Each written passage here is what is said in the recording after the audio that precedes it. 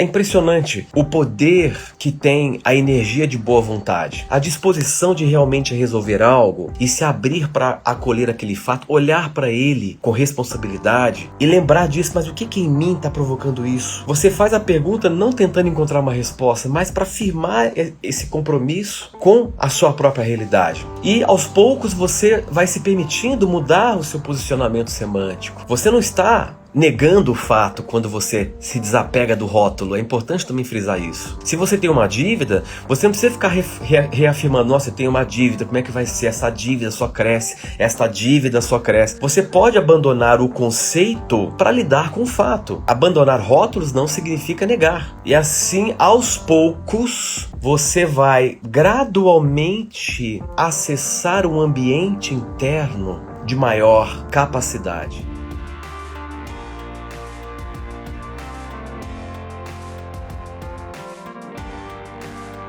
Então, pessoal, vamos começar a nossa live de hoje. Sejam todos bem-vindos. Estamos aqui mais uma vez para tratar de temas, de assuntos que nos inspirem a expandir a consciência. Vamos hoje, então, finalizar a nossa série. Lembrando que a nossa série, nós tivemos 3 partes e hoje, nesta 4ª parte, nós vamos, então, fazer uma espécie de perguntas e respostas, né? Eu mencionei na última live que eu iria dedicar esta live de hoje para responder às perguntas de vocês e vamos interagir um pouco e trocar essas informações. Ao longo da nossa série, lembrando o tema central é a potência do ser, nós estabelecemos uma série de pontos importantes para todos aqueles que almejam viver com mais potência existencial. E como nós sedimentamos, a potência existencial, ela requer que você assuma atitudes em prol da sua diferença, em prol do seu valor. Se você não se permitir assumir a sua diferença, não ampliar o seu senso de alto valor, a sua potência de existência, que lhe dá a capacidade ou a condição de manifestar, de realizar o pensamento e fazer com que a sua vida realmente funcione, você não terá condições para isso. É importante lembrar que todos os eventos que nós estamos lidando na nossa vida tem uma conexão direta e interna conosco. E ocorre algo muito importante que, na verdade, se torna um divisor de águas, o momento que você realmente assume e resolve exercitar a sua responsabilidade. Eu chamo de responsabilidade espiritual. Na minha experiência, enquanto você não entender e não se colocar na sua vida, não adotar o posicionamento de que você é responsável em 100% por tudo o que está acontecendo no seu contexto de realidade, você não estará apto para afetar, mudar a sua realidade. Então esse é um ponto realmente muito importante. Para quem está chegando agora, não assistiu às outras partes, eu sugiro depois que assista as 3 partes, não é? Aqui no nosso feed do Instagram ou no nosso canal também lá no YouTube. Eu já estou aqui com algumas perguntas que o pessoal da equipe coletou ao longo dos dias, desde terça-feira. Muitos de vocês enviaram perguntas diretamente aqui no meu feed, não é? E hoje eu estou aqui com a relação das perguntas e vamos então começar a responder. Se alguns de vocês aqui na live, né, tiver também alguma questão, alguma pergunta, vocês podem também postar aqui no chat. Eu vou dar preferência, vou começar pela lista que eu tenho aqui e se houver algumas outras perguntas aqui no chat, assim que eu terminar, eu entro nas perguntas aqui no nosso chat. Então, eu vou começar com a pergunta da Nara. A Nara pergunta o seguinte: se devemos ter a atitude de neutralidade vivendo na Matrix? Qual seria a melhor postura, atitude que eu deveria ter quando uma pessoa das minhas relações, amigos, famílias, etc., chega para mim me contando algo dramático da sua vida, né? Que pode ser uma tragédia, uma doença ou morte, por exemplo. Essa pessoa, ao me relatar isso, é claro que espera ouvir alguma coisa de mim. Neste caso, eu tomo uma atitude de ficar calada, digo algo para consolar. Se eu disser algo, estarei saindo da postura da neutralidade? Muito boa pergunta, Nara. Na verdade, essa pergunta ela abre um contexto para refinarmos o entendimento do que vem a ser neutralidade. Eu sempre volto para esse ponto e procuro fortalecer o entendimento exato do que vem a ser neutralidade. Vamos lembrar o seguinte: neutralidade é um estado proativo. Neutralidade não implica em ser indiferente, não implica em ser alienado, ou seja, neutralidade não é alienação, não é indiferença, não é negação, não é omissão e muito menos anestesia emocional. Se alguém, próximo a você, que faz parte do seu ciclo de amizade, te relata algo, te compartilha alguma coisa, esperando uma resposta sua ou até mesmo uma opinião, ser neutro não implica em ficar passivo e ficar calado. Significa que você não está reagindo a uma situação. Significa que você está observando, ouvindo atentamente, se abstendo dos juízos de valor. Então, essa postura estável, lúcida, você vai ouvir e vai transmitir a sua opinião. Então, essa transmissão da opinião, uma vez que ela parte de um estado de neutralidade, ela vai ser uma opinião geralmente construtiva e lúcida. É diferente quando você opina já reagindo a algo que lhe disseram. Geralmente quando a pessoa ela não tem o hábito de ser mais neutra, quando ela ouve alguma coisa, e se aquela coisa que ela ouvir colide com a expectativa emocional que ela tem de como as coisas devem ser, ela tenderá a ser reativa. E ela vai responder sendo reativa, e essa resposta não vai estar acontecendo tendo como pano de fundo a neutralidade. Então, ser neutro não significa que você vai ficar parado na sua vida sem agir. Significa que você age a partir dos fatos e não a partir dos dramas construídos a partir dos fatos. Quanto mais você exercita a neutralidade, maior será a tendência de ser espiritualmente responsável. Não é? E voltando a dizer, ser espiritualmente responsável é se ater aos fatos e agir a partir dos fatos e não reagir a partir dos dramas criados pelos fatos.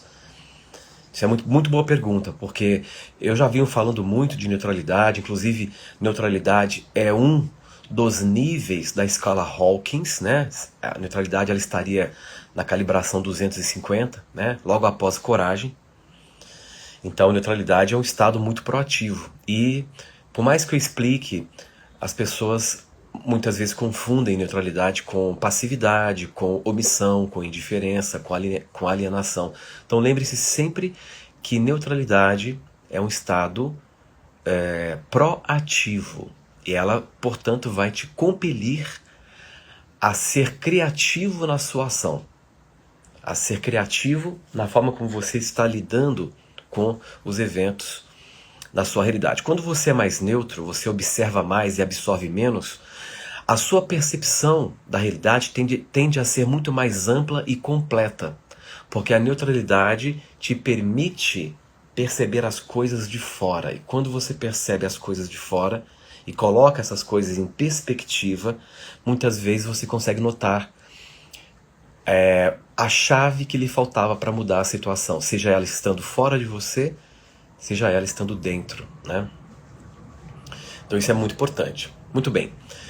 A Renata Saltarelli agora pergunta: professor, quando se tem um fato como um litígio, separação, em que depende da atitude do outro para que tudo corra bem, reconheço, aceito, acolho e não rotulo mais, isso eu tenho que internalizar todos os dias ou só uma vez e pronto? Exatamente, veja bem, qualquer situação que você está lidando na sua vida que envolva outras pessoas, isso é uma pergunta também muito boa, porque ela abre um precedente para ampliar o entendimento. Independente da situação que você está lidando, envolvendo outras pessoas, tenha em mente uma coisa: para a sua realidade, todas as pessoas coparticipam e você é sempre o epicentro. Pode ter 10, 12, 15, 20 pessoas. Para a sua ótica, essas pessoas estão participando do seu campo de realidade e você é o epicentro. Aparentemente, numa visão mais racional, a gente acredita que depende da atitude do outro, mas não depende da atitude do outro. Depende da sua atitude, do quão disposta você está aberta e adotando uma postura pró-mudança, pró-construção. Se você é uma pessoa mais proativa e você realmente, de uma forma sincera, está aberta e confiando para que o melhor aconteça, por exemplo, e que aconteça em harmonia com o todo, é bem provável que essa postura, de forma transpessoal, produza um efeito em que haverá a transição de uma linha temporal para uma outra, na qual ali justifica a sua atitude. Entenderam isso? Então, isso é muito comum e é muito importante na prática nós lembrarmos disso. A sua realidade é sua. É o teu universo pessoal. Para a sua ótica, tudo o que está acontecendo tem uma conexão direta com você. Você é o epicentro e as pessoas e situações coparticipam. Coparticipam. Daí a importância de internalizarmos essa postura responsável. Uma pessoa, talvez, que não tenha tanto subsídio de informação, que careça de autoconhecimento, quando acontece algo, qual vai ser a reflexão que ela vai fazer? Ai, por que fizeram isso comigo? Por que ele ou ela está fazendo isso comigo? Por que isso está acontecendo comigo? Essa é a reflexão de alguém espiritualmente imaturo, ainda. Agora, quando você galga um certo grau de maturidade, que você já tem uma noção da mecânica, da conexão da consciência com a realidade, você já começa a mudar o discurso. A forma como você reflete uma situação já é parte da solução ou não. Então, se você, a partir do momento que observa uma situação, você para e se permite refletir: o que em mim está provocando isso? Essa é a postura adulta, espiritualmente adulta. Eu estou me permitindo me conceber como epicentro. Como disse, não lembro agora, esqueci o nome, de um grande metafísico, não existe nenhuma causa externa à consciência. Você é a máxima causa. Isso é difícil porque nós estamos tão condicionados e tão presos nessa ideia que o mundo tenta nos convencer de que nós somos detalhes na realidade e não o fator que causa. Né? E é claro que é muito mais fácil culpar, projetar a responsabilidade nos outros, em alguém, mas quando você realmente entra nesse exercício, que você banca esta responsabilidade, muda tudo. O que em mim está provocando isso? Que tipo de estrutura mental, que crença é essa em mim? Ou que padrão é esse que abre espaço para que tudo isso aconteça? O que eu estou tentando justificar enquanto realidade que está em mim? Porque a realidade, ela sempre justifica. Será que você não está tentando se sabotar em algum nível? Será que você está carregando culpa? Será que você não concebe que você merece o melhor? Enfim, são ponderações importantes que podem abrir espaço para que a solução aconteça, ou para que você se torne a solução, como foi a terceira parte da nossa live na terça-feira, né? As histórias que você conta, a Vivian colocou muito bem aqui, né? Que história você tem contado para você? Nós somos seres, basicamente, contadores de histórias, né? O nosso comportamento, a nossa percepção de mundo, tudo está em função das histórias que estamos contando para nós mesmos.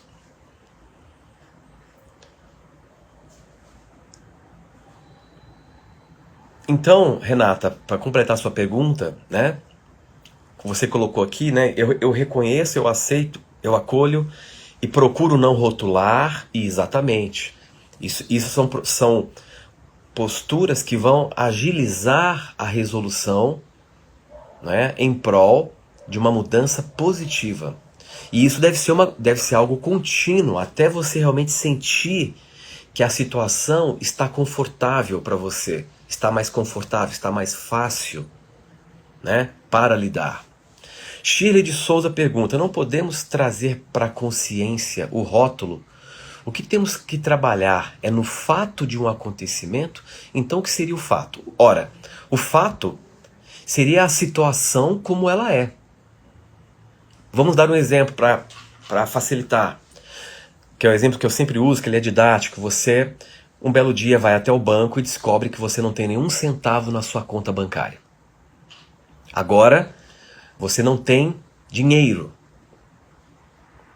Qual é o fato? Você não tem dinheiro. Certo? Você tem duas opções. Você pode começar a fabricar dramas a partir do fato, mas, olhando de forma clara, você está arruinado, a sua vida acabou, você está quebrado, você está sem nenhuma chance de voltar a ter recursos? Não. Esses são os dramas, são as alegorias que você vai adicionando naquilo que é o fato. Então, se você é capaz de se aliar ao fato, qual é o fato? Esta situação. Você sabe qual é a situação. Mas evite reforçar o rótulo. Estou arruinado. Estou arruinado. É uma história que você está contando para você. E à medida que você conta essa história para você, você vai reforçando a própria situação. Você vai energizando a situação que você não quer se manter. Então aí você foca no fato, você procura entrar em alinhamento com este fato, usando o que a própria Renata colocou, você reconhece, você então vai trabalhando a sua aceitação de que você vai ter que lidar com o fato como ele é, e essa aceitação vai se tornando acolhimento, e quando você chega no ponto em que a situação não lhe causa mais uma perturbação emocional, você naquele momento se tornou a solução. E inevitavelmente a oportunidade virá, ou você será atraído para uma oportunidade, ou você terá o insight ou uma ideia de como mudar aquilo. É exatamente isso. Helenice Santos: como entrar em equilíbrio e resolver uma questão que na época foi uma escolha minha? Agora não quero mais estar me estressando, me incomoda muito, envolve dinheiro e meu tempo. Mas se desistir, já tem rótulos ali. É fraca, é incompetente, não fez a parte dela, né? As vozes da cabeça, né? Vou criar desconforto, pois é um grupo de amigas, mas estou desconfortável e arrependida de fazer parte daquele grupo. E agora? Helenice, a resposta é exatamente a mesma que eu dei para a pergunta da Shirley. Não importa mais, né? Toda questão envolve uma escolha nossa, de forma direta ou indireta. Se aquilo está te incomodando, te estressando, o que é o estresse? O estresse, ele é apenas uma resposta psicofisiológica de que você ainda está insistindo em controlar alguém ou uma situação. Estresse é tentar controlar algo. E se está te incomodando, o incômodo, que é um sofrimento, significa que você está ainda resistindo ao como foi ou ao que está sendo. É um exercício muito saudável. Troque a palavra sofrimento por resistência. Sofrer é resistir. Resistir é um hábito psíquico, é aprendizado. Nós aprendemos a sofrer. Nós temos a opção de sentir o processo sem sofrer o processo. E você sente o processo toda vez que você para de resistir e encara o fato como ele é. É a partir desse alinhamento de reconhecimento do fato que você aos poucos vai deixando o estresse, vai deixando a dor para entrar em equilíbrio. E é dessa postura que virá a solução, que virá a transformação, seja qual for. Dedilça, a pessoa tem compromissos bancários muito altos, empréstimos que estão levando todo o seu salário, e este caso vem ocorrendo há anos. Virou uma bola de neve. Como fazer para desconstruir os rótulos de dívidas e recomeçar a vida sem se sentir lesada por si mesma? É engraçado, essas últimas 3 perguntas têm a mesma resposta que eu já dei, né? Isso vai requerer, né, um exercício de alinhamento com a realidade, com o fato, né? Porque a minha experiência, né, me mostra claramente, e também examinando muitas pessoas que eu lidei, que eu atendi, que eu orientei, o ponto de partida é sempre o mesmo.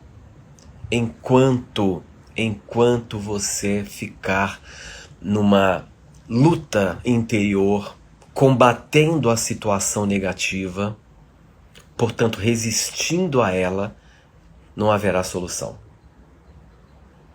O ponto de partida é, primeiro, aceitar o fato. Claro, não vou entrar aqui no mérito das questões práticas, né, de se organizar em termos de gasto, cuidar do seu financeiro, ter uma planilha de contas. Isso é uma coisa que envolve a questão prática, não vou entrar nisso. Eu estou enfatizando a postura. A postura, né, como lidar com situações assim. É impressionante o poder que tem a energia de boa vontade. A disposição de realmente resolver algo e se abrir para acolher aquele fato, olhar para ele com responsabilidade e lembrar disso, mas o que em mim está provocando isso? Né? Você faz a pergunta não tentando encontrar uma resposta, mas para firmar esse compromisso com a sua própria realidade. E aos poucos você vai se permitindo mudar o seu posicionamento semântico. Você não está negando o fato quando você se desapega do rótulo. É importante também frisar isso. Se você tem uma dívida, você não precisa ficar reafirmando, nossa, eu tenho uma dívida, como é que vai ser? Essa dívida só cresce, esta dívida só cresce. Você pode abandonar o conceito para lidar com o fato. Né? Abandonar rótulos não significa negar. E assim, aos poucos, você vai gradualmente acessar um ambiente interno de maior capacidade. Você vai se sentir mais apta, mais confiante em lidar com a realidade. A aceitação do momento como ele é o primeiro passo para você redescobrir a sua confiança e o senso de capacidade. Enquanto você não aceita, você não consegue acessar o senso de confiança. Porque quando você aceita, a aceitação devolve um sentimento de adequação com a realidade. Enquanto você está resistindo, está reclamando, está se estressando, está ficando reativo, você só está nutrindo um sentimento de inadequação. E aí você vai querer fugir da situação, vai querer buscar o isolamento, vai querer esquecer aquilo de alguma forma, e muitas vezes buscando anestesias para anestesiar o teu emocional, para não sentir o problema, mas ele está lá te aguardando. Não é nem um problema, o problema é mais o rótulo. A situação está lá. E aí você terá que, aos poucos, entrar nesse estado para recuperar o senso de adequação. E aí você estará apta para resolver da melhor maneira. Elisa Ferreira. Hoje em dia existem tantas técnicas sobrepostas, Grabovoi, frequência Hertz, ai meu Deus, arquétipos, desapegos, num checklist infindável que parece pesar ao invés de fluir, ainda assim parece importante. O que o professor pensa disso? Olha, eu vou ser muito sincero, muito honesto.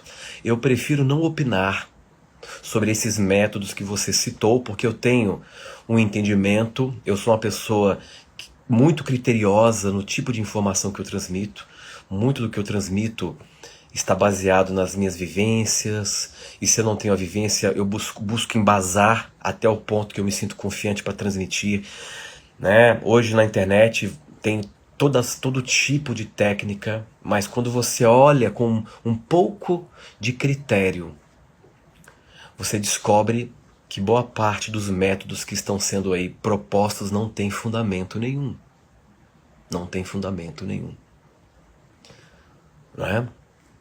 Agora, mudar a postura mental, né? Desapego, por exemplo, não é uma técnica, é uma postura que você exerce.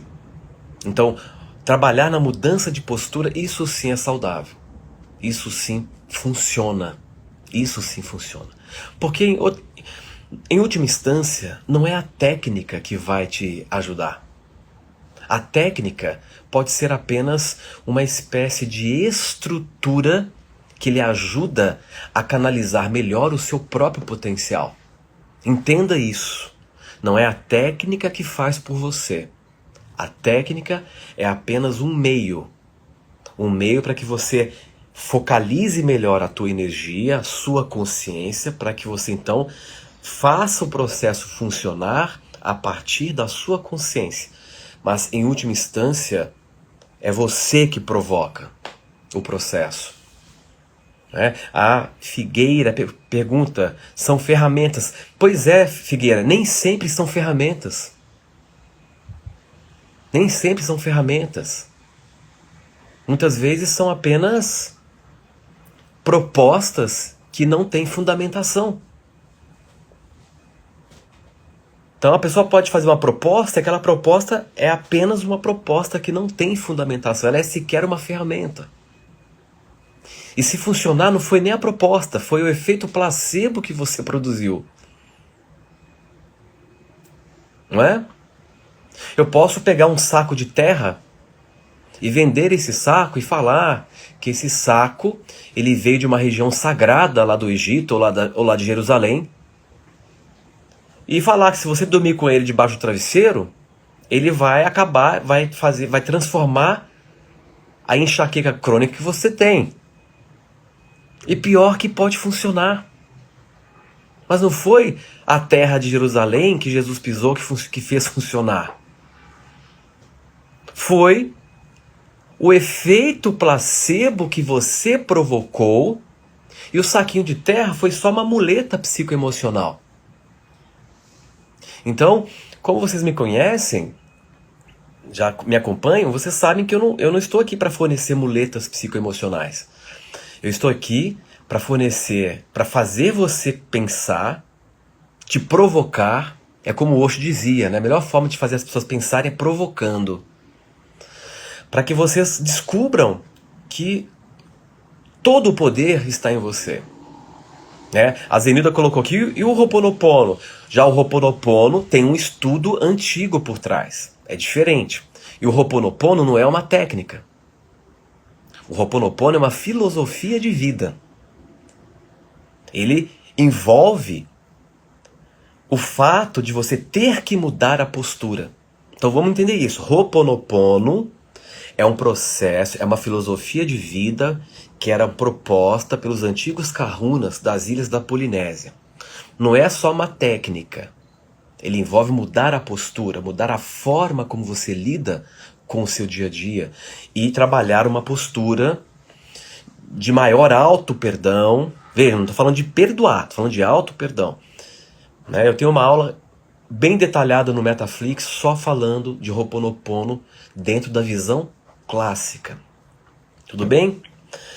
Dani, qual a melhor maneira de reagir ao ataque de um irmão? Seria não dando importância ou afirmando que esse ataque não é real? O ataque é real. Se você tentar afirmar que não é real, você está se defendendo, que não é saudável. Olha, essa pergunta ela tem muito a ver com o tema que eu abordei ontem na nossa aula lá na Escola Metaflix. E eu fiz até uma associação com uma passagem de Jesus em Mateus, que ele diz o seguinte: não resistais ao mal, mas quaisquer que lhe bata na face direita, dê a outra face também. O que Jesus quis dizer com isso? Que ao invés de reagir ao ataque, você deve se tornar o mais permeável possível ao ataque. Aqui, veja, não estou falando de ataque físico. Claro, se for um ataque físico, algo que possa comprometer a sua integridade física, você precisa agir para não prejudicar, enfim, teu corpo, a tua saúde, né? Mas aqui quando se fala de ataques emocionais, ataques mentais, né? Ataques verbais, ataques espirituais, a melhor postura é você, primeiro, isso nem sempre é possível, né? Vai depender muito, mas é possível exercitar e aprimorar essa atitude mais neutra para que você se torne mais permeável a seja qual for o ataque, né?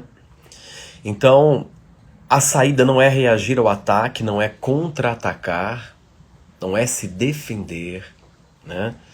É, primeiro, buscar se tornar o mais permeável possível, não julgando, né? Não julgando.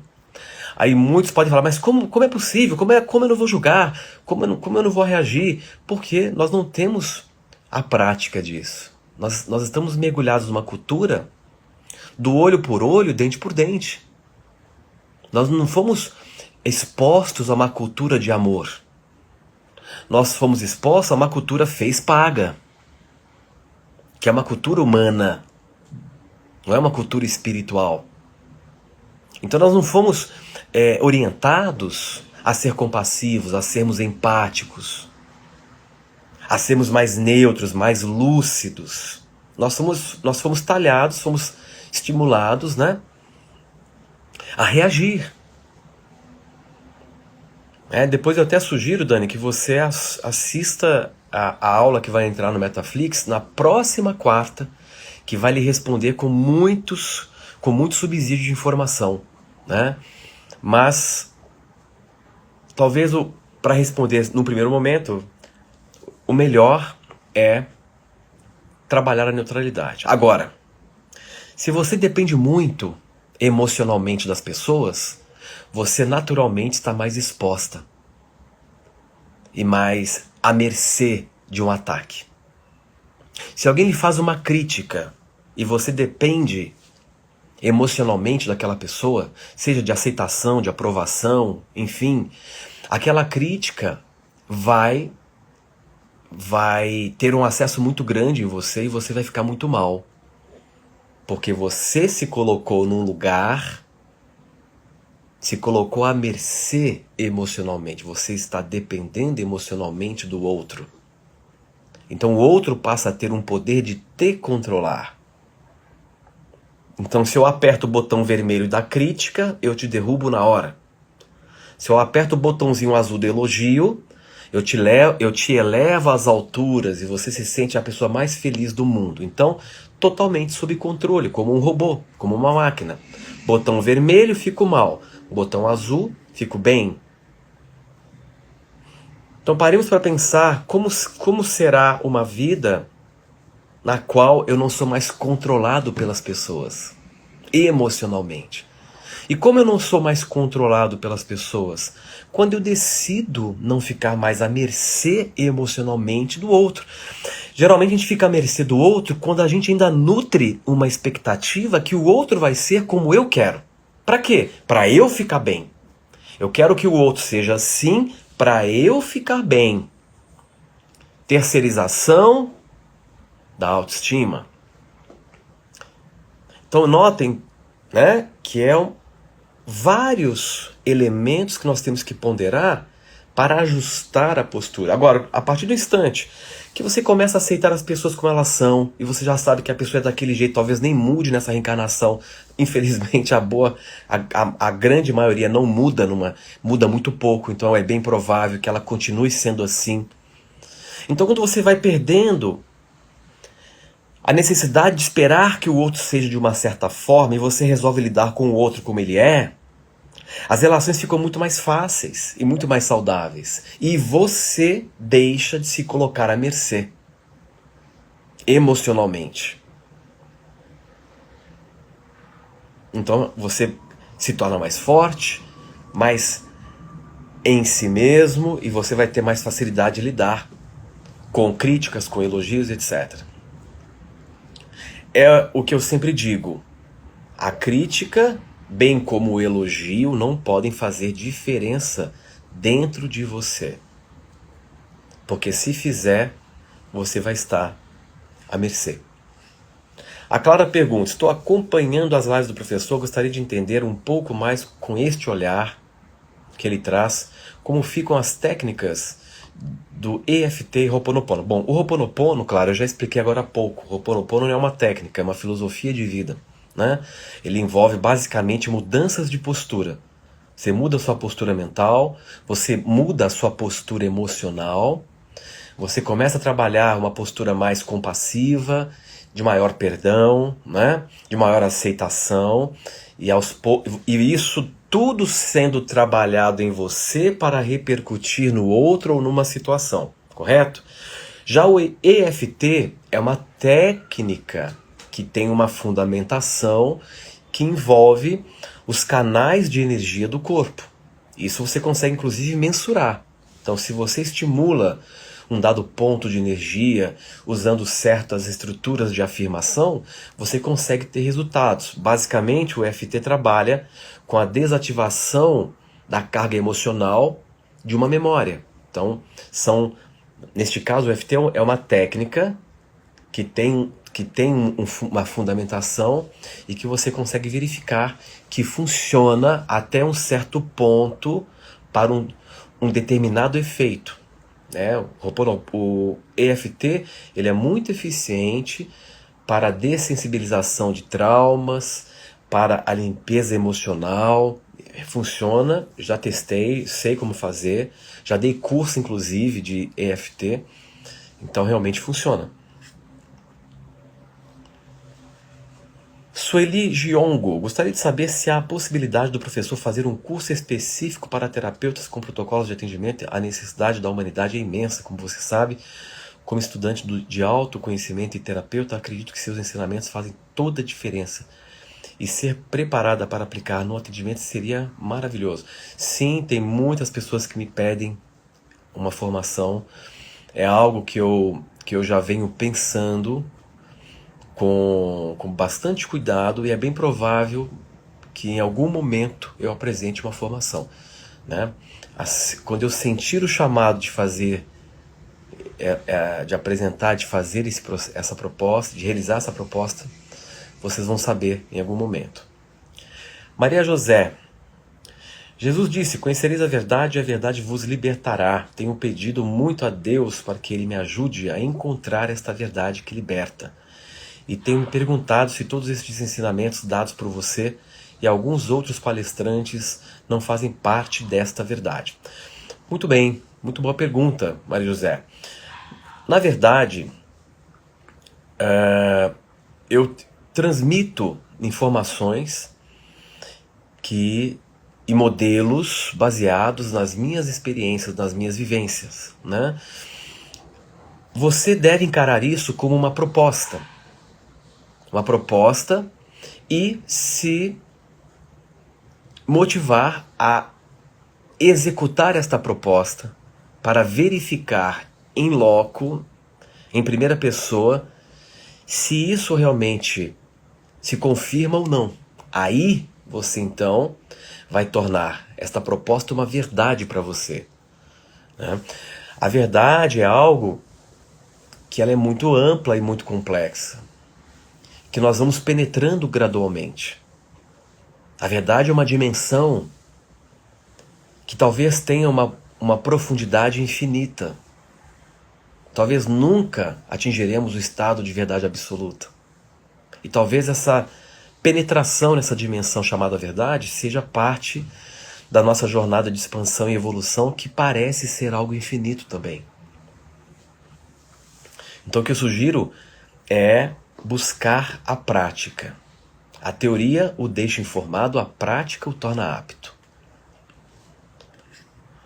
Nara pergunta: professor, como posso quebrar a crença limitadora que fica soprando no meu ouvido uma voz lá no fundo da minha consciência, por exemplo, quando penso em ser próspero e abundante, mas sei que minha realidade atual estou trabalhando como professor e meu salário é, por exemplo, de R$ 1.850 por mês. Daí, pensar em mudar a minha realidade para prosperar e abundante, como? Se não tenho outro talento que me dê um salário. Veja, olha que interessante, né? Você ainda está pensando com a mente cerebral. Você acredita que, pelo simples fato de você estar numa condição X, você não tem a condição de mudar. Lembrando que tudo que está fazendo parte da sua realidade começou na mente. Na mente você é infinita. Você não precisa quebrar nenhum tipo de crença limitadora. Você precisa sedimentar e fortalecer aquilo que você quer atingir, né? E ao fortalecer a visão, ao estruturar um novo posicionamento semântico, naturalmente tudo aquilo que está te limitando cede. Então você deve buscar focalizar naquilo que você quer, não em libertar-se da crença para então atingir aquilo que você está almejando. No Metaflix nós temos inúmeras palestras voltadas para esse tema. Eu sugiro que você assista a aula sobre metalinguagem, né? Aqui eu não tenho tempo para explicar os pressupostos e os mecanismos práticos para te levar a isso. O workshop Poder Realizador é para você. Ali você vai aprender, não é? Vai ser um workshop que nós vamos aproveitando agora, um workshop que vai acontecer neste sábado, dia 17 de setembro, ao vivo, online comigo. E nós vamos ficar 6 horas praticamente, das 13 às 18, e vamos praticar juntos, ao vivo, uma série de práticas de meditação, e vamos entender como funciona esse método que vai te permitir mudar a sua realidade. Então, para você, vou voltar a dizer aqui, né? Na terça-feira eu falei, para quem não é este workshop? Para quem não é este workshop? Para a pessoa que só reclama, para a pessoa que culpa os outros, que é a pessoa que projeta a responsabilidade dela no mundo lá fora, para a pessoa que acha que tudo depende do mundo exterior. Então esse workshop não é para você. Você não está no ponto certo para mergulhar nesse universo de transformação. Agora, se você já entende que você é um agente causal na sua vida, que você não é mais uma vítima, que se você já está exercitando esta responsabilidade e sente que falta alguma coisa para virar a chave, é você que eu quero comigo no sábado. Né? É você que eu quero porque você está apta a provocar uma guinada na sua vida ao aplicar o método que nós vamos aprender juntos e vamos praticar juntos, não só o método, mas eu forneço vários exercícios e muitos detalhes que só os detalhes e as informações que eu vou passar muitas vezes vão ser o suficiente para você mudar radicalmente a sua postura diante da vida. Lembrando que esse workshop vai ser o último do ano. O workshop Poder Realizador. Nós vamos estar na segunda edição agora no sábado. Nós tivemos a primeira, foi um sucesso. Muitos participantes já deram depoimentos dos resultados. Este workshop é o último desse ano. Nós temos outros eventos, uma agenda que já está bem tomada, mas para você que está disposto a mudar de vida, o momento é agora. Então, se você está aí sentindo o chamado, clica lá no link da bio para se inscrever. Nós só estamos com 10 vagas. Faltam apenas 10 vagas e eu sei que essas 10 vagas vão evaporar. Assim que eu terminar essa live, eu já sei que essas 10 vagas já vão estar completamente tomadas. Então, se você sentiu que é o teu momento, né, o workshop é para você.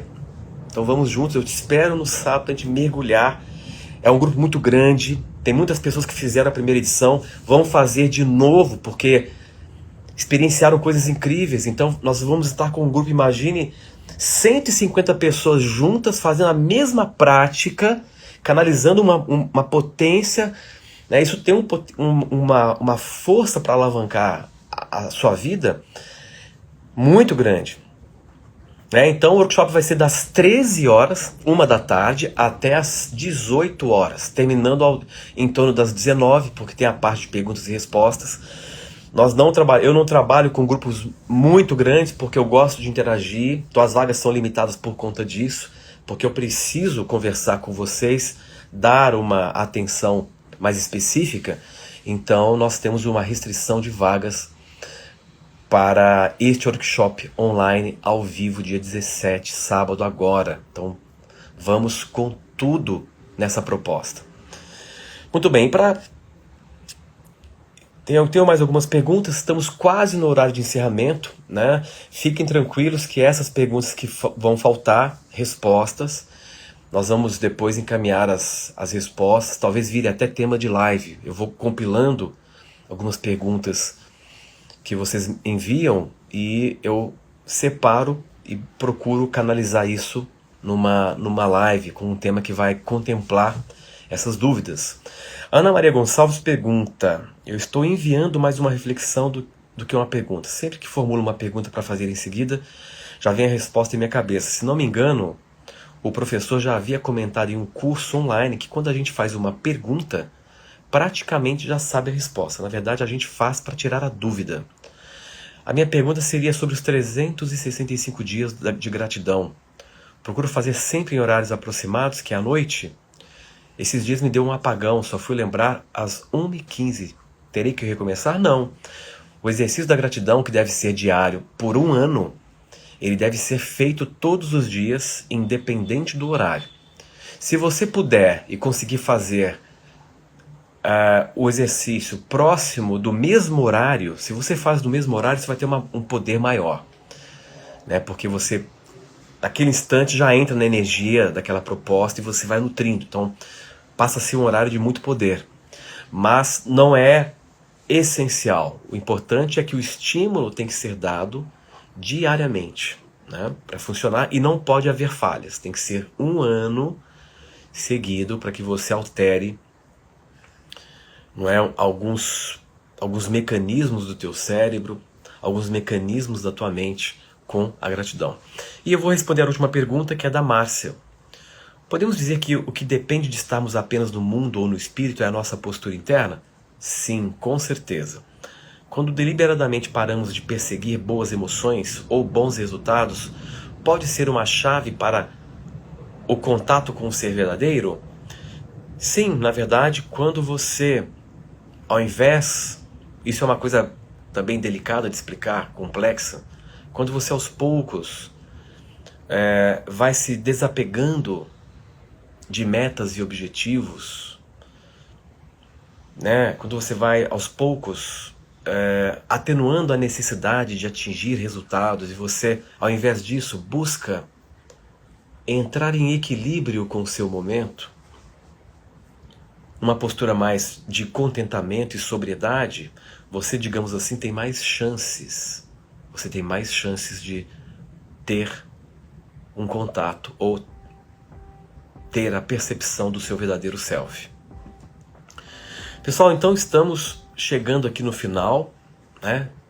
Já são 9h01. O Instagram, ele costuma, depois de 1 hora, não sei como está isso, parece que expandiu um pouco mais, mas costuma cair, né, a live. Então nós estamos chegando aqui no final, né, desse resumão, desse momento de perguntas e respostas, que é sempre muito saudável. E eu espero que vocês tenham aproveitado a série, né, na Potência do Ser. Sugiro que vocês também assistam de novo as lives, porque quando você assiste de novo, muita coisa que você não entendeu passa a fazer um sentido maior. E espero você agora no dia 17, sábado, para o nosso workshop online ao vivo. O workshop está muito interessante, não é? Sempre tem insights para quem já fez e vai fazer de novo, vai perceber que eu trago, né, algumas outras informações, e vamos então conhecer os exercícios, vamos praticar juntos, vamos também conversar, quero conversar com você, e vai ter um momento também para perguntas e respostas, e vamos praticar, né? O mais importante de um evento desse é que num evento nesse formato, ele permite que pratiquemos juntos os exercícios, e isso faz toda a diferença para os resultados que você procura atingir ou alcançar. Então, um grande abraço a todos, uma ótima noite e até sábado, dia 17. São apenas 10 vagas, estamos no finalzinho. Se você se sentiu chamado, clica agora lá para falar com a equipe, faça a sua inscrição, porque as informações que você vai ter acesso pode ser o diferencial e o divisor de águas entre essa vida que você está para uma nova vida muito melhor. Grande abraço e até sábado.